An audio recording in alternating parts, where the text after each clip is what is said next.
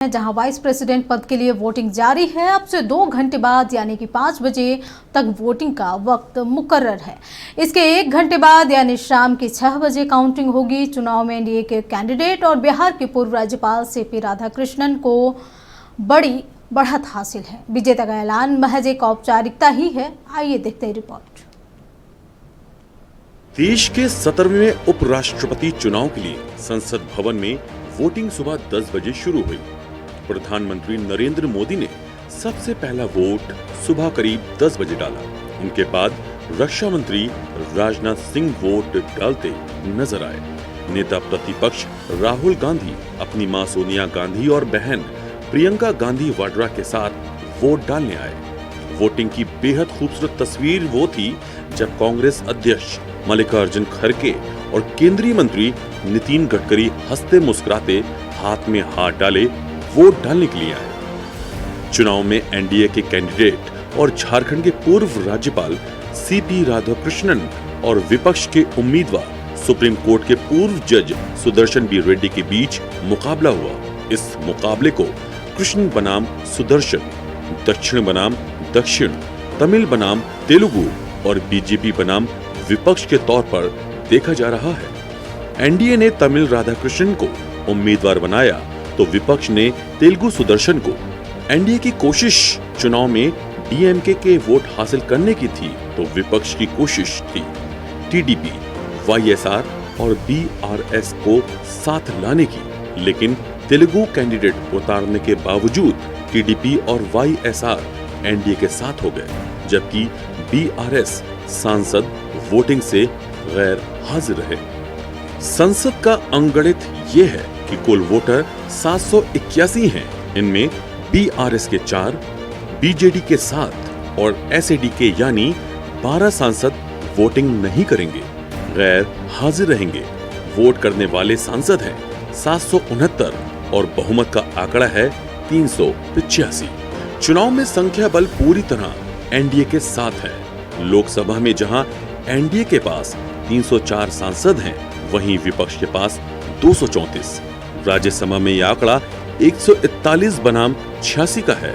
इस तरह एनडीए के पास कुल 445 वोट हैं, जबकि विपक्ष के पास 320। The election is taking place. It is going to be a big victory for the Indian nationalism. We all are one. We will be one. India, we want to be the Viksit Bharat, and all the victory will lead towards that. Punjab के फरीदकोट से निर्दलीय सांसद सरबजीत सिंह खालसा और खडूर साहिब से सांसद अमरपाल सिंह ने voting का बहिष्कार किया। देश के पूर्व प्रधानमंत्री एसडी देवगौड़ा व्हीलचेयर पर वोट देने के लिए आए। ये समझना जरूरी है कि हमारे लोकतंत्र में चुनाव सिर्फ वोटों का आंकड़ा भर नहीं होता, एक गौरवशाली परंपरा का निर्वहन होता है। निर्वाचन अधिकारी एक की जीत का ऐलान जरूर करते हैं, लेकिन यहाँ किसी की हार नहीं होती। सभी जीतते हैं, देश जीतता है और लोकतंत्र की यात्रा इसी तरह अनवरत जारी रहती है।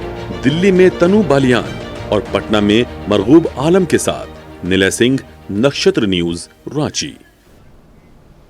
भारत में उपराष्ट्रपति का चुनाव एक निर्वाचक मंडल द्वारा अप्रत्यक्ष तरीके से होता है। संविधान के अनुच्छेद 66 में चुनाव की प्रक्रिया की पूरी जानकारी दी गई है। आइए आपको भी बताएं कि उपराष्ट्रपति का चुनाव कैसे होता है। उपराष्ट्रपति का चुनाव निर्वाचक मंडल संविधान के अनुच्छेद 66 के अनुसार उपराष्ट्रपति का चुनाव निर्वाचन मंडल के सदस्यों द्वारा किया जाता है। इस निर्वाचन मंडल में सिर्फ सांसद शामिल होते हैं, यानी राज्यसभा के निर्वाचित सदस्य, राज्यसभा के मनोनीत सदस्य और लोकसभा के निर्वाचित सदस्य। वोटिंग की प्रक्रिया उपराष्ट्रपति चुनाव आनुपातिक प्रतिनिधित्व प्रणाली के आधार पर होता है। सांसद अपनी पसंद के उम्मीदवारों की प्राथमिकता तय करते हैं। जीतने के लिए उम्मीदवार को एक कोटा प्राप्त करना होता है। यदि पहले दौर में कोई भी उम्मीदवार कोटा तक नहीं पहुंच पाता है तो सबसे कम प्रथम वरीयता वाले वोट पाने वाले उम्मीदवार को हटा दिया जाता है। फिर उसके मतपत्रों में द्वितीय वरीयता वाले प्रत्याशी को वोट ट्रांसफर कर दिया जाता है। ऐसा तब तक चलता रहता है जब तक कोई एक उम्मीदवार कोटे की संख्या प्राप्त नहीं कर लेता। संसद में वर्तमान स्थिति। उपराष्ट्रपति चुनाव के लिए तैयार की गई निर्वाचक मंडल की सूची में कुल 782 सदस्य हैं। इनमें 542 सदस्य लोकसभा के हैं, जबकि 240 सदस्य राज्यसभा के हैं। ऐसे में उपराष्ट्रपति पद के उम्मीदवार को 392 सदस्यों का समर्थन हासिल करना होगा। बता दें कि लोकसभा की कुल सदस्य संख्या 543 है, लेकिन बशीरहाट लोकसभा सीट रिक्त होने से कुल सदस्य संख्या 542 रह गई है।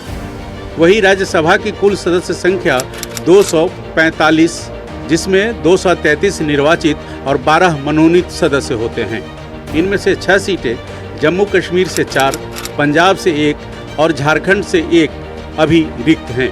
यानी राज्यसभा की मौजूदा कुल सदस्य संख्या 239 है। कोटे का फार्मूला। कुल वैध मत को 2 बराबर भागों में बांटकर फिर उसमें 1 जोड़ दिया जाता है।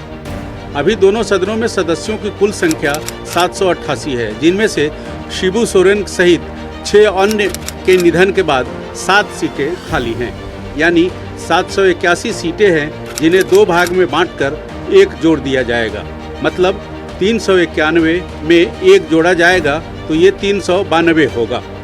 जीत के लिए उम्मीदवार को 392 या इससे अधिक वैध मत हासिल करने होंगे। दलगत स्थिति। एनडीए के पास लोकसभा में 293 और राज्यसभा में 129 वोट हैं। यानी एनडीए के उम्मीदवार के पास कुल 422 वोटों का समर्थन है। इंडिया गठबंधन के पास लोकसभा में 234 और राज्यसभा में 79 वोट हैं। यानी इंडिया गठबंधन के उम्मीदवार के पास कुल 313 वोटों का समर्थन है। चुनाव में मतदान गुप्त होता है, इसलिए क्रॉस वोटिंग की भी संभावना बनी रहती है। ब्यूरो रिपोर्ट, नक्षत्र न्यूज। चलिए तो सीधे लिए चलते हैं पटना से। हमारे साथ लाइव हमारे सहयोगी मरगूब आलम जुड़े हैं, वहीं न्यूज रूम से लाइव हमारे साथ नवीन शर्मा जुड़े हुए हैं। नवीन, जिस तरीके से आज उपराष्ट्रपति का चुनाव हो रहा है 2 घंटे बाद, अब इसका रिजल्ट भी आ जाएगा, क्या लगता है किसकी ओर ये बढ़त दिख रही है? देखिए, अगर वर्तमान में आंकड़ों को देखेंगे तो कहीं ना कहीं एनडीए का पलड़ा जो है वो भारी है। जाहिर तौर पर संख्या बल के लिहाज से भी एनडीए मजबूत है। और बड़ी बात ये है कि बीजेपी ने कोशिश की है कि जो किसी तरह का चूक नहीं हो इस चुनाव में, और यही वजह है कि man to man marking system के तहत जो है सांसदों को एक समूह में बांट दिया गया है और उस समूह का किसी एक को प्रभारी बना दिया गया है। और ऐसे में उन्हीं के नेतृत्व में जो है ये वोट डालने की प्रक्रिया चल रही है। हालांकि शाम में 5 बजे वोटिंग की प्रक्रिया समाप्त हो जाएगी और संभवतः 6 बजे से काउंटिंग शुरू हो जाएगा और अगले 2 घंटे के अंदर जो है रिजल्ट भी जारी हो जाएंगे। कुल मिलाकर के इस चुनाव में कहीं ना कहीं एनडीए का पलड़ा जो है वो शुरू से ही भारी था। और जहां तक अगर आप यूपीए की बात करें तो कहीं ना कहीं आप इस पूरे चुनाव में वो लगातार उनके मनोबल को देखेंगे कि लोकतंत्र की जीत के लिए जो है सांसद सदस्य जो हैं वो यूपीओ को इस बार वोट करेंगे। हालांकि कितना दम है इस बात में ये तो रिजल्ट आने के बाद स्पष्ट हो जाएगा, लेकिन वर्तमान में जो स्थितियां हैं लगभग स्पष्ट है, क्योंकि संख्या बल के लिहाज से एनडीए जो है वो कहीं ना कहीं काफ़ी मजबूत है। 5 बजे वोटिंग की प्रक्रिया जो है ख़त्म होगी और मुझे लगता है कि बहुत ज़्यादा इंतज़ार करने की आवश्यकता भी नहीं है। 6 बजे से जब मतगणना शुरू होगी तो स्पष्ट हो पाएगा कि कौन अगला उपराष्ट्रपति, 15वें उपराष्ट्रपति के लिए चुनाव हो रहा है। प्रधानमंत्री ने सबसे पहले वोट डालकर जो है वोटिंग की प्रक्रिया में सबसे पहले उन्होंने वोट डाला। उसके बाद कई सांसदों ने जो है वो वोटिंग किए।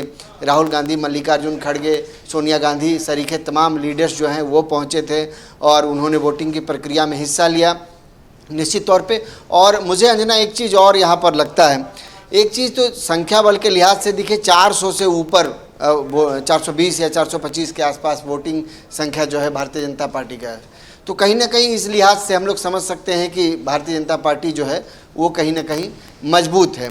दूसरी बड़ी बात ये है कि ये जो यूपीए को आप देखेंगे, जो उनका जो गठजोड़ है, इस गठजोड़ में आप देखें कि जो बी सुदर्शन रेड्डी है चुनाव के पहले सभी राज्यों में गए, वहाँ पर तमाम राजनीतिक पार्टियाँ जो इंडिया गठबंधन के फोल्डर में हैं जिन्होंने समर्थन किया था, वहाँ पहुँचे, वहाँ राजनीतिक पार्टियों से बातचीत की, वहाँ के सांसदों से बातचीत की। इसके अलावा कई सांसदों से उन्होंने निजी तौर पर भी जो है जनसंपर्क किया, बातचीत की। तो कहीं ना कहीं एक इस प्रक्रिया में उन्होंने हिस्सा लिया और बहुत मजबूती से बार बार इस बात को, आज भी कांग्रेस ने दावा किया कि बी सुदर्शन रेड्डी जो हैं वो जीतेंगे और लोकतंत्र में ऐसा पहली बार होगा जब लोकतंत्र की जीत होगी। तो मुझे लगता है कि थोड़ा सा इंतजार करने की आवश्यकता है। बिल्कुल अंजना। लेकिन नवीन, देखा जा रहा है कि बीआरएस और बीजेपी ने इस चुनाव से किनारा कर लिया है। उन्होंने डिनाई कर दिया, वो मतलब इस चुनाव प्रक्रिया में हिस्सा ही नहीं लेंगे। तो इसका क्या कुछ असर बी सुदर्शन रेड्डी पर पड़ेगा? देखिए, यही तो मैं कह रहा हूं कि इस लिहाज से भी संख्या बल का जो संख्या बल है वो एनडीए के पास है, और अगर वो चुनाव से किनारा भी करेंगे। दूसरी वाली बात हम लोग जिक्र कर रहे थे कि उपराष्ट्रपति के चुनाव में किसी तरह का व्हीप तो जारी होता नहीं है।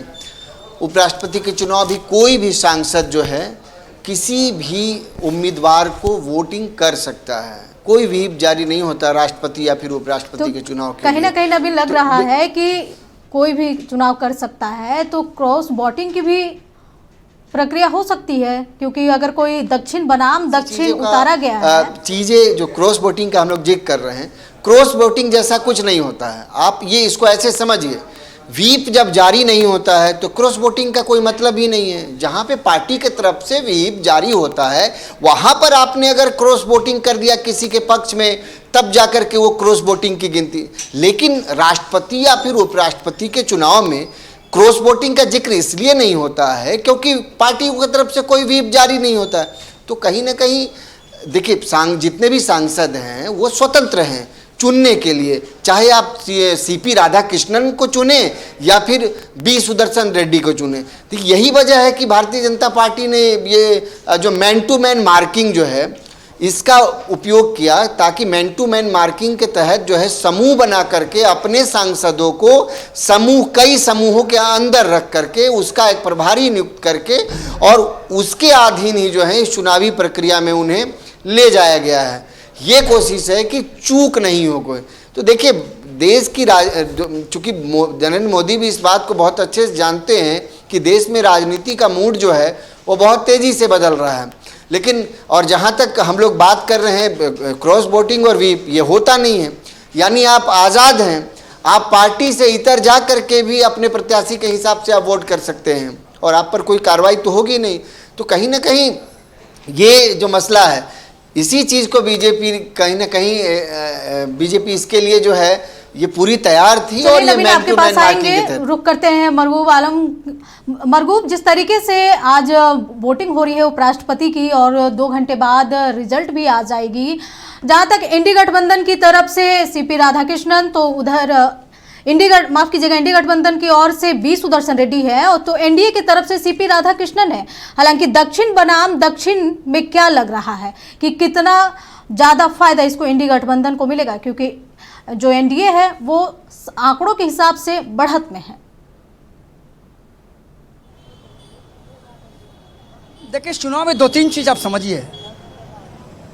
जब चुनाव नामांकन होने से पहले तृणमूल कांग्रेस ने एक प्रस्ताव दिया था कांग्रेस को कि आप किसी ऐसे व्यक्ति को आप उम्मीदवार खड़ा करें जो किसी राजनीतिक दल का ना है, और यही कारण है कि रेड्डी जी को लाया गया, चूँकि वो सुप्रीम कोर्ट के पूर्व जज हैं। इस पर सभी की सहमति बनी और एक मैसेज भी अच्छा गया। लेकिन एनडीए के पास पूर्ण बहुमत पहले से था, और सबसे बड़ा सवाल यह था कि एनडीए उम्मीदवारों की जीत स्पष्ट थी। लेकिन इसमें 4 चांद अगर लगा दिया तो बीजेपी वाईएसआर और बीजेपी दोनों हट गई चुनाव से। और देखिए, हर उम्मीदवार ये कहता है कि हम चुनाव जीत रहे हैं। आज भी इंडिया गठबंधन के उम्मीदवार ने कहा कि हम चुनाव जीतेंगे, हमें उम्मीद है। सीपी राधाकृष्णन ने कहा कि हम चुनाव जीत रहे हैं। वो तो स्वाभाविक सी बात है, एक प्रोटोकॉल है। लेकिन एनडीए गठबंधन पहले से हावी थी, पहले से उनके पास बहुमत था। लेकिन ये प्रजातंत्र का तकाजा है, खूबसूरती है कि हम चुनाव लड़ेंगे, और इंडिया गठबंधन ने चुनाव लड़ा। 5 बजे वोटिंग खत्म होगी, और इस पूरे मामले में आपने बिल्कुल सही कहा, साउथ वर्सेस करने की कोशिश की गई। लेकिन देखिए, कोशिश कब होती है? जब फासला कम हो, 4 वोट, 5 वोट, 6 वोट। आपको याद है मायावती के 1 वोट से अटल बिहारी वाजपेयी की सरकार गिर गई थी, तो वो एक बहुत क्लोज कंटेस्ट था। यहाँ क्लोज कंटेस्ट नहीं है, यहाँ 80-90 वोट का फासला है। तो स्वाभाविक सी बात है एनडीए गठबंधन के जो उम्मीदवार हैं उनकी जीत लगभग तय है, लेकिन यह प्रजातंत्र की खूबसूरती है। 5 बजे वोटिंग खत्म होगी और लगभग हमें लग रहा है 7 साढ़े 7 बजे तक प्रथम वरीयता में ही संभावना इस बात की है कि सीपी राधाकृष्णन को विजेता घोषित कर दिया जाएगा। लेकिन यह जरूर है कि भारत के प्रजातंत्र की यह खूबसूरती है, बहुमत हो नहीं हो सभी पार्टियों ने चुनाव लड़ा और सभी पार्टियों ने अपनी जीत के दावे किए। हालांकि जनता तो इसमें फैसला नहीं करती है, जनता के प्रतिनिधि फैसला करते हैं और जनता के प्रतिनिधि का जो पक्ष है वो पहले से ही एनडीए गठबंधन के उम्मीदवार के पक्ष में था। फिलहाल इंतजार करना होगा कि कितने वोट से हार और जीत होती है। इतना तय है कि एनडीए गठबंधन की जीत लगभग तय मानी जा रही है। जी।